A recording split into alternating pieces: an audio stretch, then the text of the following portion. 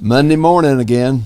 And Level Cross. Right here in the museum, checking it all out. The right? Petty Level Cross Museum. Be sure and visit it. Okay. Okay. I'll try it.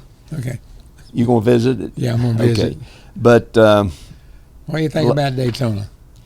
Typical Daytona, right? well, it's typical, but it was somewhat different, I guess. I don't know. You know, they had a bunch of different leaders. You mean? Exactly. But the deal is, it's just again, when you're in Daytona, I know we was running third there at one time, and the outside line got to going. First thing you know, we're 20th, and we still, you know.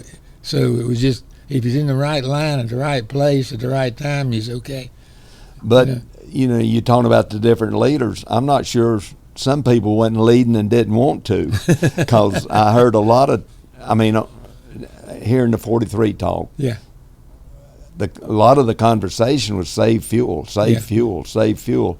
And what they're doing, they're not trying to, they're trying to go further too, but they're trying to keep as much fuel in that tank as they can, because they can change tires faster than they can get. Yeah. So I'm like you, Richard. He was up there running third, and I talked to Erik a little bit after the race, and he said, he run part of the time just maybe even half throttle. I know.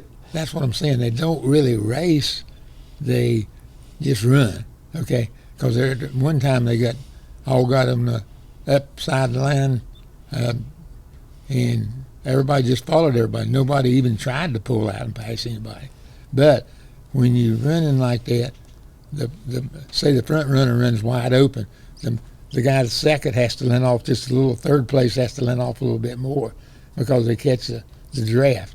And so it's just, a lot of times in racing like that, it's not what you do, it's what the other people do. So you have to react to that. Well, you're bringing it up, and if you're in line and there's two lines and you try to make the third line, yeah, you better have somebody going with you. You better have more than one or two. You better have more than one going with you, and I don't know what the magic number is. I think it's somewhere between 4 and 5. Yeah, something like that. Or maybe even more. Well, but the more the merrier. Yeah. Okay. But the wreck coming to was the first stage or the second stage where the big wreck happened, whichever stage it was. I was surprised that one happened, because it was still early in the race, Yeah, you wouldn't figure that they'd get that pushy that early in the race. Exactly. I mean, knowing that something like that can happen, but it usually happens later on in the race. Yeah, you can see it coming with 2 or 3 laps to go. But, getting back to the finish, Richard, in this Daytona and Talladega, a little bit of Atlanta, you better have some friends out there, and they ain't no friends. But not when it gets ready for the checker flag, it's everybody for himself. But this time it was, because the owner was pushing his car. Right.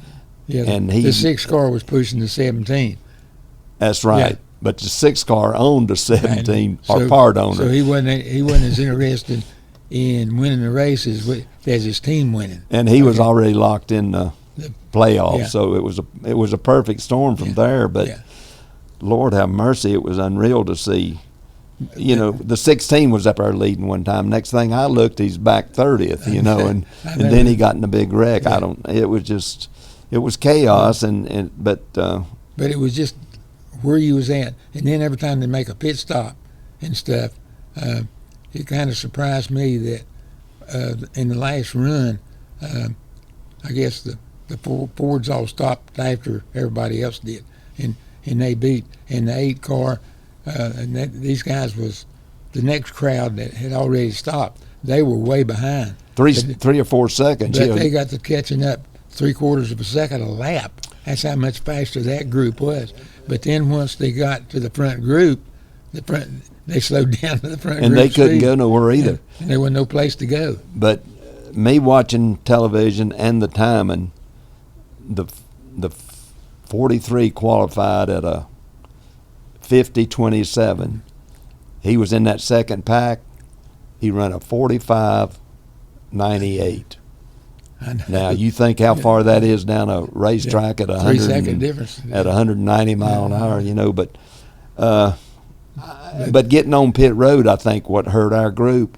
I think they was about 4 or 5 wide coming in. That could have been. I didn't and notice I that. heard Dave tell Erik was sitting beside me on the plane and said, what cost us time was they was bunched up getting into the pits. It really didn't make any difference because they went ahead and called them up. They all bunched back up. And if it had called up 5 laps earlier, it wouldn't have made no difference. Yeah, but And then right at the last of the race and stuff, when they had that last booth, was going to have the race 2 laps to go in overtime. The 43 stopped and got fuel so that if they had to go extra deals, he was going to have, because a lot of them guys just did get enough gas in. You know what I mean? Because it was gas and go. They was gassing for. So you got to go. They was gassing for 1 overtime, not 2. Yeah. And then Dave played the field. But Dave and them, they brought Erik in and played for 2 overtimes. The deal was there was just no more overtimes. Yeah. So that was a strategy where he'd still been somewhere in the same, 10th or 12th or 14th anyway. Well, yeah. That was a strategy that didn't play out because the way he figured the race didn't play like that. Exactly.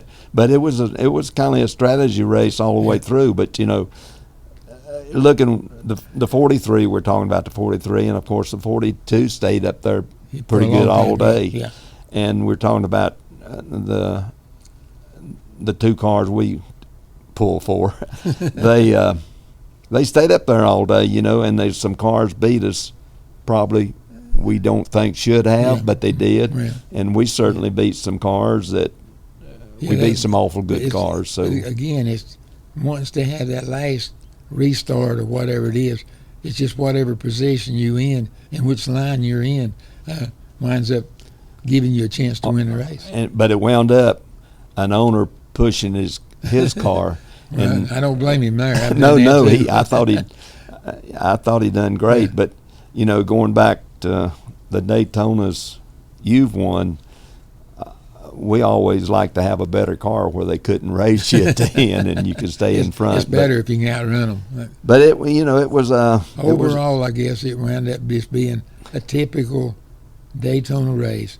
Everybody went down there, and 90% of them had a chance to win the race if the positions, if everything would have played out.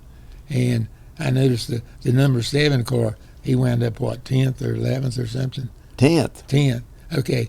If you watch the race and stuff, he run dead last for all those laps. And then I'd look at his time, and every once in a while, he'd be a half a second quicker than the leader. I watched that too, because he'd be Richard. behind and get a draft. Yeah, the leader. So his car was capable of being up there. He was just smart enough to stay out of the crowd.